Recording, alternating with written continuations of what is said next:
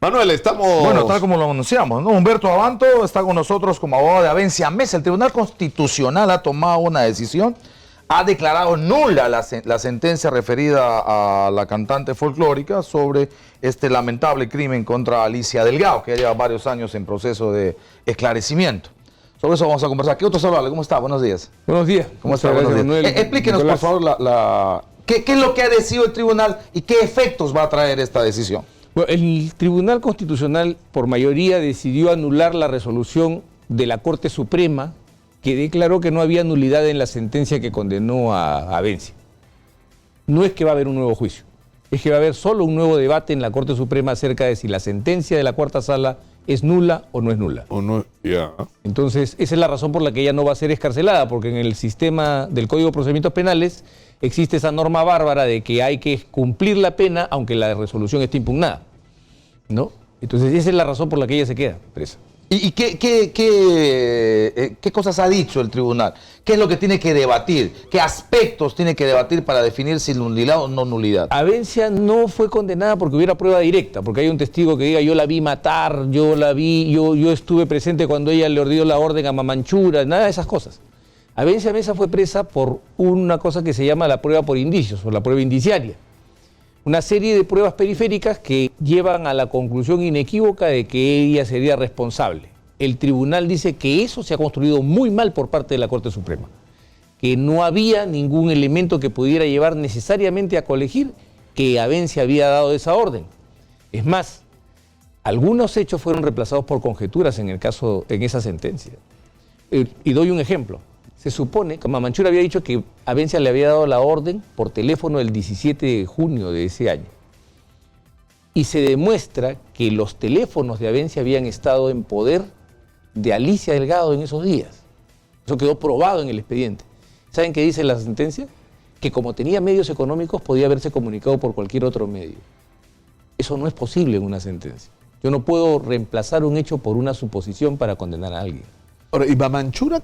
¿En qué situación está Mamanchura? Bueno, su pena está ahí intacta, ¿no? ¿Pero se contradijo en algún momento Mamanchura? Mamanchura dijo en un momento, sí, a mí me contactó Avencia. Y en otro momento dijo, no me contactó Avencia. Y en otro momento volvió a decir, sí me contactó. Y luego volvió a decir que no. Y luego, o sea, tiene 4 versiones. Con una primera que parte con una declaración que le toman en Tumbes sin presencia de abogado ni de fiscal los policías. Entonces, ahí hay que ver.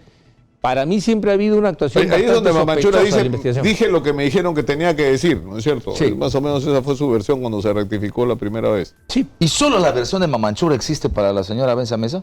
¿Y otros hechos periféricos, como usted dice? Como por ejemplo versiones acerca de la violencia que había entre ellas, ¿no? Pero hay el video también, ¿no? El video previo. Sí, pero el video no dice nada. Como lo dice brillantemente el presidente del TC en su voto singular, que yo haga un vídeo acusando a Nicolás Lúcar de mi muerte, no quiere decir que Nicolás Lúcar haya causado mi muerte. Eso no es un razonamiento Pero necesario. debe ser un elemento, pues, de sospecha por lo menos. O sea, Sospecha, sí. No puede decir alguien alegremente, lo que me vaya a pasar, oiga, es responsabilidad de otra persona. Ya marca algún antecedente. No, pero el problema, Manuel, es que si uno tiene que mirar en la grabación completa, y en la grabación completa cierran con risas. Entonces, ¿qué denuncia tan seria es esta que culmina con una carcajada de todos los que están participando? Ese es el problema. Ahora vamos a afrontar esta discusión. Yo creo que la Corte Suprema va a tener una decisión importante en el sentido de establecer, de consolidar su doctrina acerca de que la prueba indiciaria no se puede construir de esa manera. ¿Pero esta es una discusión solo de magistrados?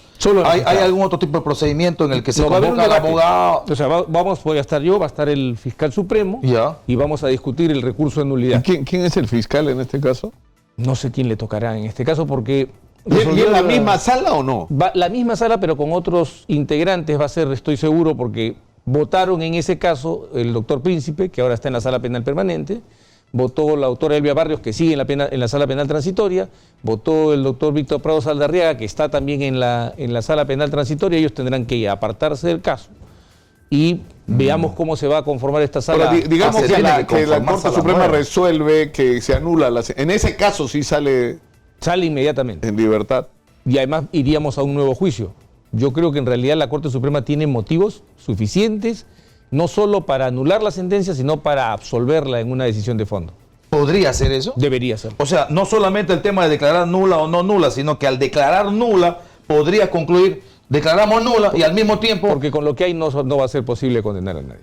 Eso lo puede resolver la Corte Suprema, ¿no es cierto? Que es el caso de Arlet Contreras, ¿no? Guardando las distancias. En el caso de Arlet Contreras, anularon el juicio, pero pudieron no anularlo, pudieron simplemente... Así es. Pudieron decir sí, sentenciarlo. ¿Hay elementos suficientes para que este señor vaya? No, esa parte no. A diferencia de la absolución sí es posible. Pero la condena no. No, lo usual es llevarlo a un nuevo juicio, porque no habría posibilidad de defensa en realidad en esa situación. Es un debate muy corto en la Suprema, ¿no? 10 minutos aquí, 10 minutos allá. Ya, pero en resumen, es decir, lo que podría ocurrir es que la Corte Suprema no solo revise su decisión, sino que concluya que no hay elementos para implicar a Avencia Mesa como responsable. Así es. De la muerte de Alicia, y saldría... Sería un llamado de atención mucho más fuerte, ¿no? Porque la resolución del TC en sí mismo ya es un llamado de atención a la Suprema, ¿no? Sí, porque ese es un tema, a ver, abre un tema importante el Tribunal Constitucional en este caso, porque a lo que nos hemos acostumbrado es a la precipitación fiscal y judicial de lanzar condenas sin base suficientemente sólida para llevar a alguien a prisión. Y esta es una pelea en la que yo me encuentro por años. Este caso lo tomé el año 2012, cuando me contactó Avencia, y me convenció de su posición. Y ha tomado todo este tiempo. Este habeas corpus dio 2 vueltas en el Tribunal Constitucional. Hubo una vez primera en la que, como habían rechazado la admisión y no se alcanzaron los votos suficientes, solamente se ordenó admitir el habeas corpus y que vuelva a subir. O sea, imagínense la tragedia que viene sufriendo una persona que tiene 8 años en prisión, siendo inocente y víctima de un fallo en realidad bastante arbitrario, ¿no? Pero nadie cuestiona la autoría material de Mamanchura. No. Eso sí está claro. Él fue el asesino. Claro, la discusión es si ella fue la que ordenó el asesinato o no. Así es. Claro. Ahora, es inevitable tener a Humberto Abanto acá y no hablar pues de los árbitros y de Barata, ¿no? Cuando quieras. ¿No? O sea, ¿qué dijo de Barata? ¿Qué dijo de Humberto Abanto Jorge Barata? Que no me conoce, además fue un episodio muy gracioso, porque el fiscal iba leyendo los nombres de los árbitros tribunal por tribunal, y decía X, ¿no? Y, y de repente se convierte en un sube el tono y dice, Abanto Verástegui y José Humberto, ¿no? Entonces, Barata dijo, no lo conozco. Le puso una nota de énfasis. Y Barata cuando leyó su nombre dijo que cuando ustedes escuchan el audio van a divertirse mucho. Está bien. Entonces, pero lo importante ahí es que Barata ha mostrado en su declaración la irresponsabilidad y la precipitación del Ministerio Público de involucrar a todos los árbitros. ¿Y por qué? No, claro, porque no hay... En la investigación encontraron dinero entregado a un árbitro en Andorra. Un colaborador eficaz dice que ese árbitro además le dio dinero a otros 3 árbitros. ¿Y yo involucro a todos los miembros de todos los tribunales? Eso es una irresponsabilidad. ¿Por qué no? Sí. No. Es decir, no tiene lógica. Pues Barata ha reconocido que él negociaba con Canepa, ¿no es cierto? Pero Canepa es un voto. Y para resolver un arbitraje necesitas por lo menos 2. Entonces era imposible que Canepa favoreciera el interés de Odebrecht, como lo favoreció de una manera grotesca en prácticamente casi todos los arbitrajes, en lo que, sin el compromiso de por lo menos un árbitro más en cada caso. Ese es el problema. Y eso hace muy grande la lista. Esa es la discusión justo siempre que yo tengo contigo, Nicolás, tu capacidad de saltar a conclusiones con la mitad de los datos. Porque lo que no sabes es que Barata dice que sus demandas todas eran fundadas porque estaban basadas en las adendas y en las valorizaciones que ellos habían hecho y que se llegaba al arbitraje porque los funcionarios tenían miedo de firmar los pagos y le pedían ir al arbitraje para no tener responsabilidades ante la Contraloría. Esa parte no la conocías y te la pongo en conocimiento porque la Fiscalía te cuenta también la mitad de la historia. Pero si yo tengo la razón, si ya está basado en adendas, ¿para qué coimeo? ¿Para qué traigo árbitro y el otro busca? Si ya está todo definido. Del mismo modo. No me complico pagándole sueldo, doble sueldo y porcentaje por cuestión del oro, que es un montón de plata. Es que escuche, que ellos querían tener la plena seguridad de sus resultados. Y por si acaso, otro tema importante que ustedes no conocen es que en el arbitraje el laudo se forma con 2 votos. Sí, así que si yo tengo un voto, ya tengo 50% del laudo ganado. Entonces, vamos por partes y cucharadas.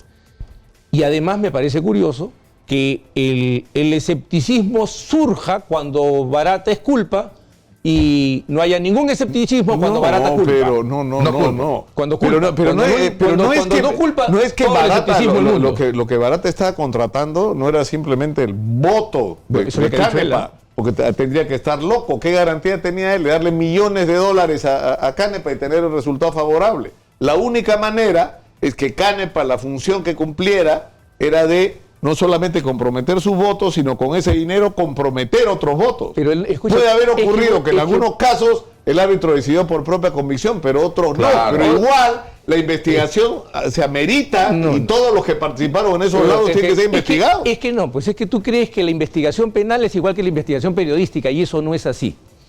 Para que te investiguen penalmente tiene que existir una cosa que se llama sospecha razonable. Y la sospecha razonable quiere decir que no es que yo tengo la corazonada de que tú has cometido un delito, sino que hay un dato objetivo que me permite entender que tú has cometido un delito. Y en el caso de los árbitros que no hemos sido sindicados, ¿cómo se nos puede levantar 3 cargos tan graves como cohecho, o sea, soborno, lavado de activos y organización criminal? Solamente en un país bárbaro como el que se está viviendo. No, tú te ríes porque tú... O sea, bárbaro es el país en el que hemos vivido todas estas décadas donde la corrupción ha sido un sistema. Ay, por favor, Nicolás, no me vas a venir con aires de virgen de cabaret, porque hemos estado en la década del 90-2000. ¿Cómo es eso, virgen de cabaret? O sea, hemos vivido la década del 90-2000 donde tú eras un extraordinario reportero y nos vimos muchísimas de las cosas que se revelaron el 22 de noviembre del 2000. Yo estoy hablando de décadas. Por eso. No me refiero solo del 2000 para adelante. Por eso, Nicolás. Incluyo lo de antes, incluyo todo, incluyo hasta el primer gobierno de Alan García, además incluyo el hecho de que durante el gobierno militar en el Perú nunca se hizo una investigación sobre corrupción. Jamás investigamos la corrupción de los militares. Es más, si tú quieres vamos a la consolidación de la deuda, en la época del siglo XIX. No hay problema, pero el punto del que estábamos hablando es que hay una declaración de Barata diciendo mis demandas eran fundadas. Contratamos al árbitro, uno, para que nos asesore. En primer lugar, era su asesor y después se convirtió en árbitro. Esa es su declaración. Su influencia era con su voto y con los fundamentos que debía aportar. Claro, pero ¿sabes dónde está el problema? ¿Cuál? Que si tú lo contratas, porque ¿cómo es el procedimiento? Tienes un arbitraje, está el Estado, está la persona que litiga, ¿no es cierto? Cada uno nombra un árbitro y entre los dos eligen un tercero que es el de la disputa va a dirimir. Bueno, en la eventualidad de un voto. Porque incluso puede haber cambio de votos, porque eso no está excluido como posibilidad. Si tú contratas a Canepa, le pagas un honorario de la gran flauta, si tiene éxito va a tener, ¿qué necesidad tienes de darle plata por debajo de la mesa? La única lógica de esto... La única lógica es que no solo estás comprando su voto, sino que él tiene los mecanismos para garantizarle, no te preocupes, ese arbitraje lo vamos a ganar. Ahora, ¿cómo se lo puede garantizar si no es comprando a otros en algunos casos? Puede ser que eso haya ocurrido, pero Barata ha previsto esto diciendo, ha expresado esto diciendo, jamás se le delegó facultades para darle dinero a ningún árbitro. Si lo hizo fue por su cuenta. Eso es lo que ha dicho Barata. O sea, él no niega que el árbitro pudo haber usado dinero suyo para darlo. Lo que niega es que ese haya sido el propósito de su contratación. ¿Y de dónde sale el dinero para él? El pago variable, como lo llamó, el success fee, como lo llamó Barata, salía del sector de operaciones estructuradas. Y el pago por asesoría, hasta que comenzó a ser árbitro, salía de la cuenta... ¿Y se salía de la caja 2? No, de la caja 2, obviamente, pero si... Era para Cutra, era para Coima, pero bueno, Manuel, pero es que usted no me entiende. Nadie niega, Barata no ha negado que le dieran a la... Listo. No, pero Nicolás, a ver. Puede ser que haya comprado a otros, pero no a todos. Barata lo que ha dicho, primero, es que a mí no me conoce. Yo hablo por mí, no hablo por los demás. ¿Ok? Segundo, yo no tengo ninguna relación particular, a mí no me van a encontrar ninguna foto ni en Facebook ni en ningún sitio con el árbitro cuestionado. ¿Ok? Mi relación con él fue accidental en un solo arbitraje en el que el laudo lo elaboró un hombre que para mí es integérrimo como Emilio Casina Rivas, ¿no? Así que en cuanto a mí se refiere, yo me doy por satisfecho. E insisto, sí es importante empezar a desarrollar en el Perú la lógica de cuándo puede ser una persona cargada con imputaciones tan graves, porque me sorprende mucho que no te des cuenta del estalinismo fiscal que estamos viviendo. No. Esta es una cuestión estalinista. Y te doy en el caso de García. En el caso de García te doy un dato, que está en redes, pero que no se va a decir, porque cuando se trata de García, no se dice. La palabra de Maiman, el supuesto hecho de que Nava y Atala eran los Maiman de García, lo dice el fiscal, no lo dice Nava. No lo dice Barata. La versión es que José Domingo Pérez le dice que entonces Nava y Atala eran como Maiman para Toledo. Sí, no dice sí. ¿Qué? Pero no se puede porque yo no estaba ahí. ¿Pero qué dice? ¿Sabes lo que dice? No, está el acta rodando por toda la red. Yo creo que sí. No dice yo sé que sí. Entonces yo creo y yo sé son dos cosas muy diferentes. Bastante diferente de decir no. Así es. Debió decir no también. Pero tienes dos cosas. Sí o no. Y lo otro es la duda. Y cuando es la duda hay que seguir investigando. Es que ese es el problema periodístico. Ese es el problema periodístico, que ustedes saltan a conclusiones. No, un ratito. Mira, frente a una pregunta tienes sí o no. O tienes la duda. Y frente a la duda, la investigación. No, pero escúcheme pues. Ese es el problema. Ese es el problema de ignorar las reglas del proceso penal. La duda favorece al procesado, no favorece a la investigación. Para la investigación debería ser. Yo creo que estamos en una situación excepcional. Y yo en eso soy un talibán, me hace disculpar, Humberto. No, sí, porque yo te he escuchado barbaridades como que además yo he sido trosco, pues nada más lejano que... Pero escúchame, yo creo que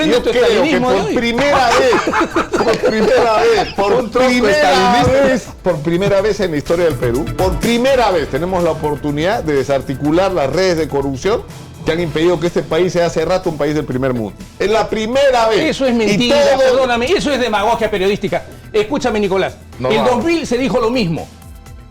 El 2000 se dijo lo mismo, vamos a desarmar la red central que manejaba la mafia. Por favor, no me vengas con cuentos. Está bueno el debate. Vamos a la pausa porque choquemos para la próxima semana. Para la salida.